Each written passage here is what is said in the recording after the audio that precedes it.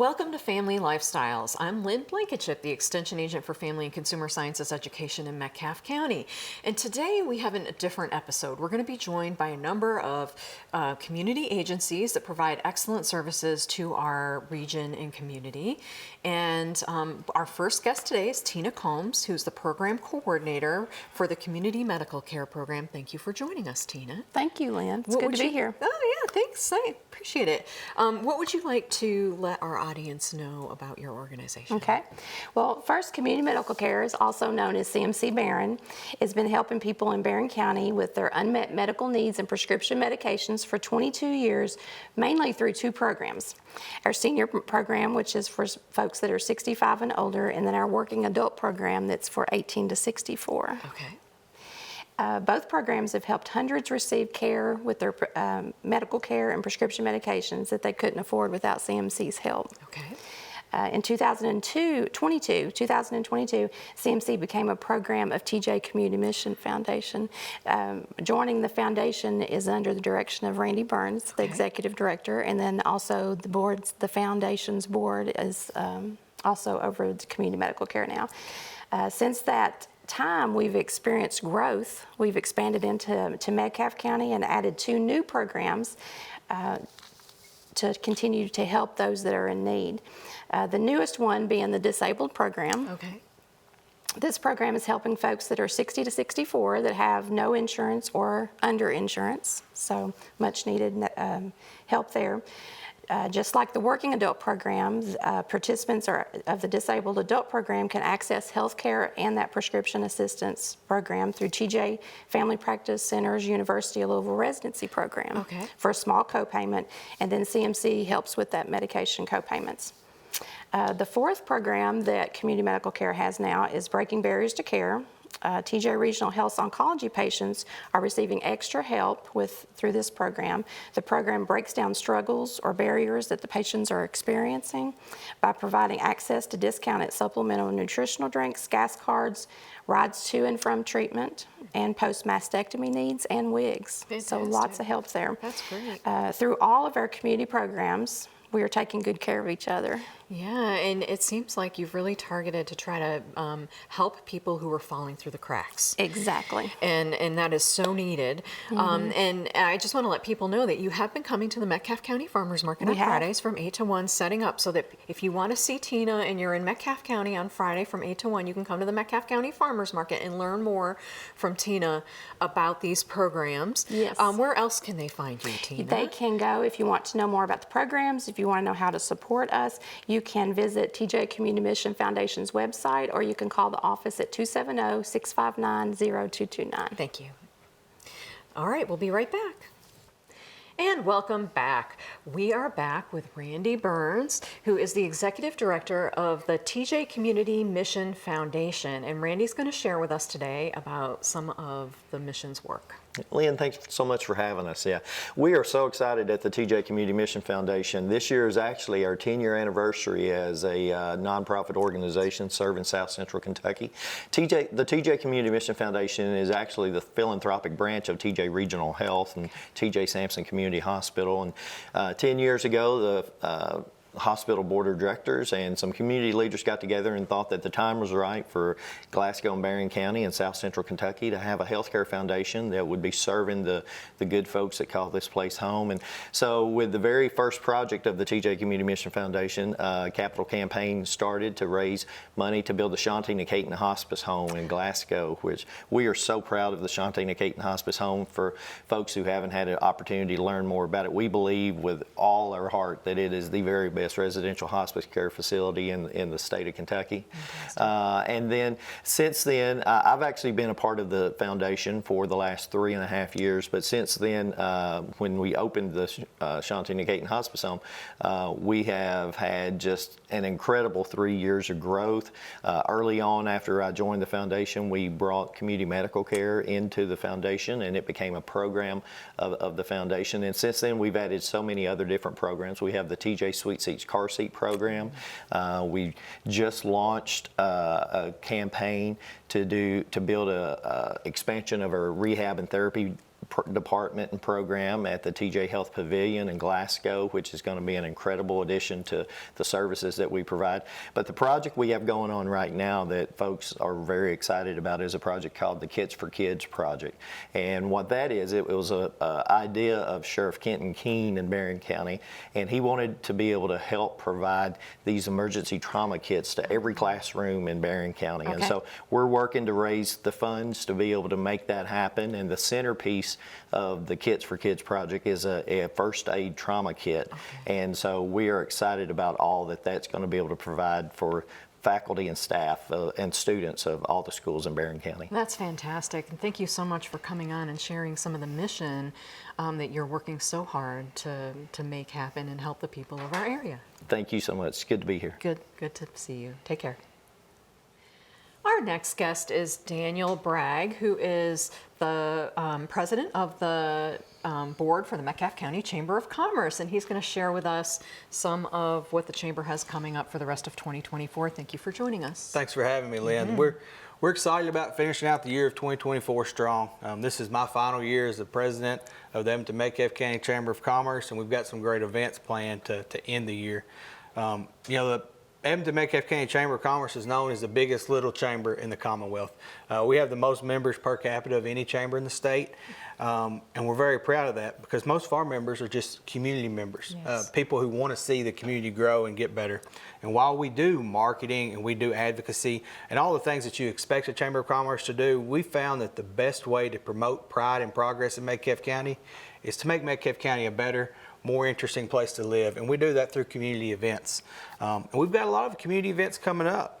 The next event that you could become and be part of would be our quarterly chamber breakfast, and that'll be September 17th at the Old School Cafe. You'll get to hear from all the community leaders, all the things that are going on. It's a great event. Then we'll move into our 42nd annual Pumpkin Festival. This is an event that's been running since the 80s. We had to take a year off during COVID, but other than that, it's run consecutively, and that is a huge event. We'll have 125 or so vendors, and we'll have events that take place all day, live music, a great way to support small local businesses that set up at that event.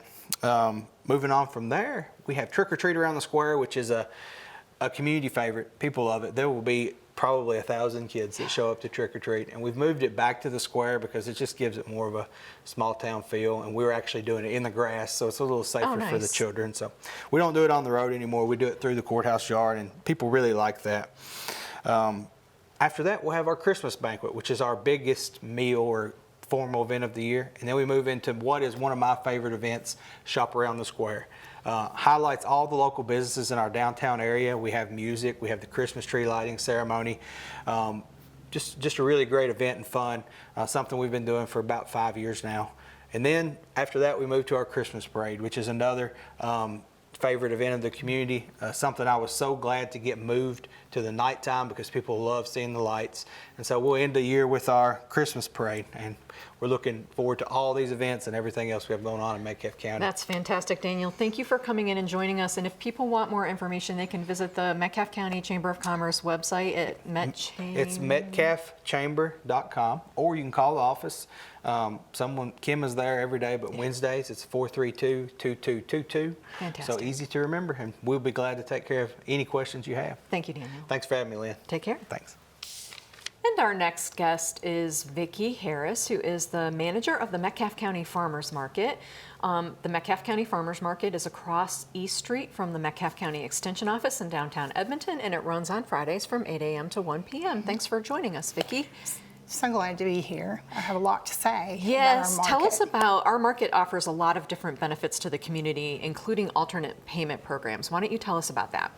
Well, we have several programs like the Senior Voucher Program, the WIC program. We have an extra program this year for the seniors. It's really nice to be able to buy a little extra things or a little different things than what the one Senior Voucher provides. We have our new kids nutrition and education program that we're so excited over this year. It's grown. We tried it last year a little bit. This year it's just grown immensely. And through the support of Metcalfe County Metcalfe County school system.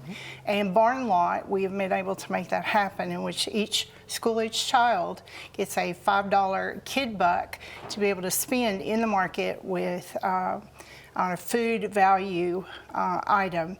That way they learn where the fruits and vegetables come from, that not just a grocery store, that we've had programs like the bee program. They came and learned about bees and the importance, as well as just the overall memories and excitement of getting to come to the farmers market and the importance of it. Yes, our farmers market has always been a kid-friendly place, and this program has really brought them out, and it's good to see. Those are some of our alternate. We also accept SNAP benefits at the farmers market we do. as well. We have the SNAP, which is actually one of my favorite programs. It's a lot of help there for people who need it. And we have a lot of community sponsors that help sponsor some of the different programs we wouldn't be able to participate in without matching funds. You want to give a rundown of some of our sponsors? Absolutely. We have some of the best community support. Edmonton State Bank, the Haas radio station, the printing press, the Metcalfe County Physical Court, Metcalfe County Chamber, the Metcalfe County Extension Office, and TJ Sampson, I can't forget them. They've always been a great support to us as well. In the school system and Barn Lot Theater. So those are our wonderful community supporters. If we've forgotten anyone, please forgive us.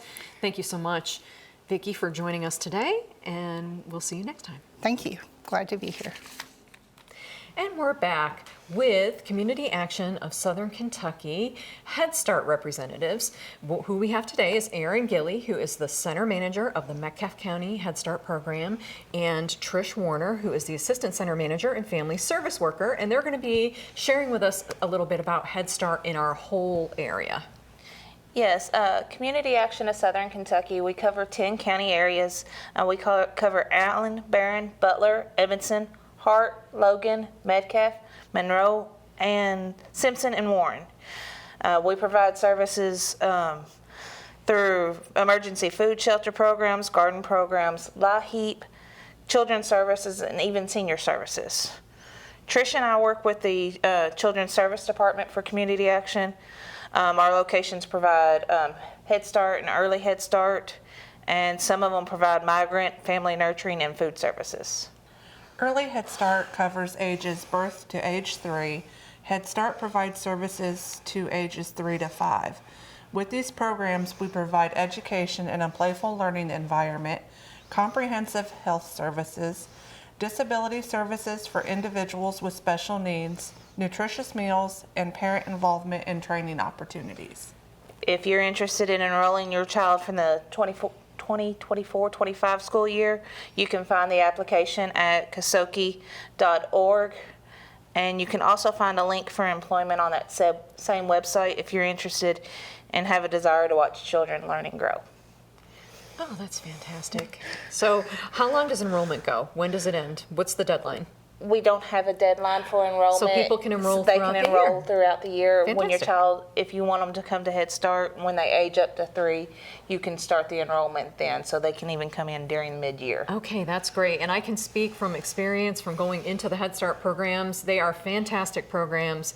And please investigate and access if you have a child. Do they have to come 5 days a week?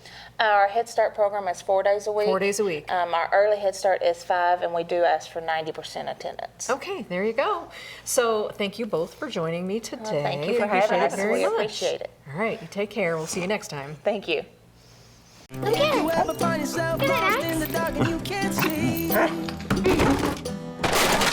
Oh, Max, you broke it. No, don't do that. Bad boy. Find out what we're made of when we are called to help our friends in need. You can count on me like 1, 2, 3. I'll be there.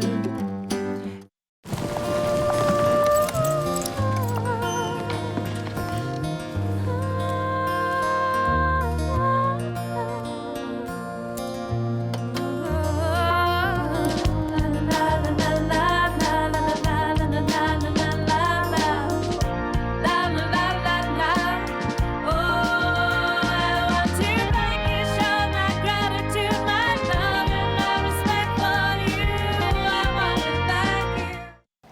Welcome back to Family Lifestyles, and we are back with Jana Ray Conway from the Barren River District Health Department, and Jana Ray is the branch manager for preparedness and response. And today, she's going to share with us some very important information about disaster preparedness for your pets and livestock. Thank you for joining us. Well, thank you for having me. It's good to be here.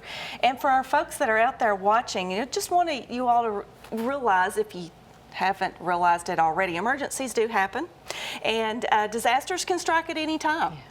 Yeah. And with that, we need to be prepared for that. So my question to our audience is, do you have a family disaster plan?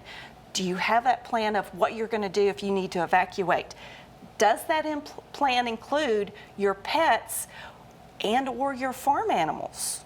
You know, we've got a lot of rural areas here with farm animals. Yeah. Are you prepared if you need to take your farm animals somewhere else? And do you know if your local emergency response plan includes animals and farm animals? So that's something to really also look into and contact your county emergency management director. And or your local ag extension agent. Yes, so they also have plans, so that would definitely check with them on that as well. So being prepared for disasters, a few things, of course, being informed, knowing what the local plans are, like what's your all's plan, you know, what can you all do to help the farmer if they need something. So check with your ag extension office. You can also go to ready.gov and get a lot of other information as well. And then the USDA also has some information. And some of that I'm going to share with you here today. You want to get an emergency supply kit not only for yourself, but for your pets and your livestock. And make your family emergency plan that includes evacuating with your pets and your livestock. So the first thing we're going to talk about here today is getting together your emergency kit. Okay. And for your animals, I've got a few examples out here on the table for us today. You know, food and water for 3 days is what we teach for people to have in their kit. That's also good for you to have for your pets, and we're going to talk about those. Making sure you have a can opener. Now, most pet food does have the pop top on it, so that makes it a whole lot easier. But just in case you happen to get one that doesn't have that, make sure you've got a can opener. And of course, not all of our food has a a pop top. So definitely make sure you've got that. So some other supplies that you're going to want for your pets. If you've got any medication that you give to your pets, make sure that you're packing that as well. Flea and tick medication. If you've got allergies, sometimes folks will use the liquid Benadryl, the children's. So you make sure that you've got those packed. A first aid kit, I've got an example of some first aid kits here for a cat and one for a dog. A lot of what's in them is very similar, but there are some differences. Okay. Especially with the dog, you're going to want to make sure that you've got a whistle. Oh, okay. So that if they get loose, if you blow the whistle, they come to you. Make sure that you train them to do that as well. My dog, if she doesn't come, that's what I go get is the whistle. Okay. It's like, okay, here she comes. Yes, exactly. Also have backup ID tags and a leash so that you can keep control of them, because they're just as scared as probably you are, if not more. Yes. And when they're scared, they run. Yes, and you may be going to a shelter situation where there's other pets, and sometimes pets that don't know each other don't mix well. Yeah. And even though your pet may be very well behaved under normal circumstances, it's important that you're able to keep control of your pet in a situation like that. Exactly. And one of the other things too is having a pet carrier or a crate. A lot of people do train their dogs to go into a crate, but a lot of them don't. Yes. If you're living on the farm and you have a farm animal, a farm dog, a lot of times, not all of those they're not crate trained. Are crate trained. So that's where that leash comes in handy, is even with your farm animals, and you're going to want to have them if you're also evacuating your livestock. So making sure too that you have a good current picture of you and your pet, not just the pet. You and your pet, because that way they know for sure that is your pet. You just haven't got a picture of someone's pet that you're just going to claim. That you're trying to get. Your livestock evacuation kit's a little bit different. So think about what you have on the farm that you usually have. One is feed and water. So you're going to want to make sure that you're able to take that with you, or that you're going somewhere where you're going to have water available. Halters, ropes to lead the animals if need be.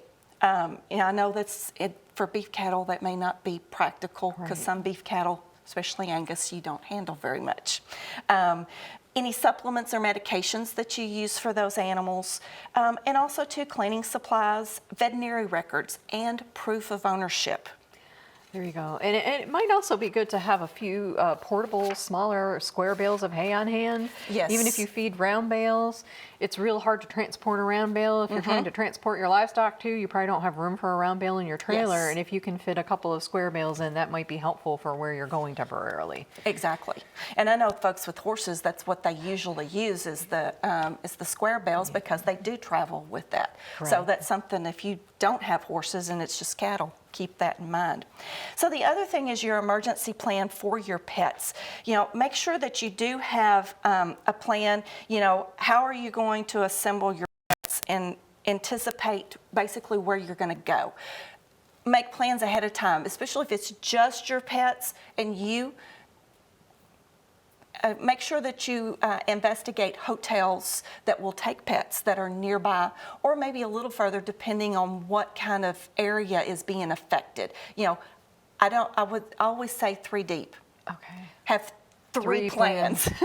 You know, you might have friends or family that you could go stay with that aren't real close by, because keep in mind, if they're within kind of a straight line from you, a tornado could very well go through you Right, and and their house. So have, again, that 3 deep. Make sure that they're okay with that. Also plan with your neighbors, just in case you're not home. Now, they need to be familiar with your animals. Same thing with if you're a farmer. If you're a farmer and you work with your neighbor on them coming over if something happens, they need to be familiar with your farm animals and what your plan is. So once you make this plan, make sure that you share it with them so that they know. With your pets also too, make sure they're microchipped and keep that information on the microchip updated. Because I think that's something folks think is your microchip and then you don't need to do anything else. You do. You need to keep it updated. Okay. And then for your livestock, you know, the same thing. You're going to want to have an evacuation plan for them, know where you're going to go with them. Now, it could very well be you're going to the fairgrounds, you know, check with your county to see what they have available. But maybe you're going to another farm. Okay. You may have a farmer, not necessarily a neighbor, because again, if you're affected, your neighbor may be affected. Right. But work that out with your co-ops, because they may be able to tell you, you know, who would be able to help out with that. And also too, making sure that you've got transportation, proper transportation for them, and have that in it. Work that out with your neighbors as well, because you may need a little extra. Yeah. You know, depending on how many you have and what you're moving. And then if you're, of course, not home, we talked about having that neighbor there to tend to your livestock if you're not home, to check on them. They possibly may need to evacuate. Make sure they know where the kit is. Make sure that they know, you know, what the plan is, where to take them. But also, too, make sure that you've got your animals identified. I know, I used to grow up on a farm. Cows get out. Yeah. Make sure that they've got some kind of identification on them. You know, a lot of folks use the tags on the ears. There are microchips for livestock, but also too, there are tattoos and leg bands as well. So just, you know, check for those kind of things, and then, you know, you would have that. So we've talked a little bit about, and I've got other things here on the kit. I didn't go into a lot of issues on, or a lot of things on this, but if you've got cats, obviously most of you know kitty litter. And of course, something I was thinking about this with the kitty litter, we talked about in another episode about having the human waste. Sanitation, so you've got, if you've got a cat, you've got kitty litter. And make plans it's for important. that. Yeah, you need to have some kind of something to put it in too. I mean, you probably don't want to bring a dirty litter box that you use regularly with you. You might want to have a clean container that's a little smaller, that's more portable or something. And something that's collapsible. There you go. That you can put into, you know, look for something like that. Yeah. Paper towels are very good for cleaning up. I know that I don't have a cat, I have a dog, and we travel with her all the time. So I go to places where you're in the city and you need to pick up after Yeah, them. you need to have so bags, making sure to for sure. have these grocery bags. All state parks, national parks, all require. cities. You can't just leave dog poop sitting on the No. sidewalk or on the trail. You're supposed to pick up after your need animal. to pick up after that. You know, we all, those of us that grow up in the country and you let your dogs just go, you know what it's like when you step in it. Yeah. Okay. You need to clean be up mindful of others. Bleach is another thing that's really good to have, not only in your kit, but for your animals. We talked about the water and the food. If there's snacks to kind of help them become that they like my dog really loves these bacon strips. She absolutely loves them. So that's what we use for her as treats. Have something like that you can do. Toys. We have actually a toy that we travel with that is her travel toy. And we actually have a couple of things. So having those things. I'm thinking about dogs sometimes get anxious when they're taken out of their normal routine, and they may start like chewing on their paws or something like that. So a chewy toy, something that has texture that they can chew on and really work out some of that anxiety and frustration can help. So something like that might be good to keep in the kit. And then also you mentioned prescription medications for your animals. I have a friend who has a cat who's a diabetic. And so she has to give her cat insulin and test her cat's blood sugar. And so it would be important for her to go to the doctor and have an extra set of medication so that she has that. So if she needs to go, she has enough to get through the amount of time she's going to need, because her cat would die otherwise without like a person. You can't, if your pet is a diabetic, it's just like a person who's a diabetic. You can't just say, oh, well, I'll go without my insulin for 3 days or my medication you can't do that. So getting in touch with your vet and saying, I'm putting together an emergency kit and I need an extra set of this medication. Or again, if your animal gets very anxious, maybe your vet can provide some kind of medication that could be used temporarily to help calm them down. I know sometimes Benadryl can be used to help calm them down. Yes. A pet as well, but pets are sensitive to, they can sense when you're upset, and they can also sense when things are happening, like earthquakes or things like that, even before we can sense it. Their senses are very sensitive. So thinking about those kinds of things could be helpful. Yes, and if you do want more information, I mentioned ready.gov. You can go to your local extension office. Your local health department has some information as well. And there are other, like on the USDA, they've got a specific thing with some information that we've shared today. So I encourage folks to look up this information, talk to your county emergency manager, go to your extension office and talk to them, because this is something that is extremely important. As we were talking about before we got started, your friend out in Oregon. Yes. Having With to the evacuate. wildfires had goats and they had to have a plan to evacuate and be ready to go, but luckily they didn't have to. They didn't have to, Yeah. yes. So, and then recently in Texas, they've had the flooding. Yeah. So they've had to evacuate and rescue animals. Well, thank you so much for joining us today, Jana Ray, with this very important information. And everyone, take care. We'll see you next time.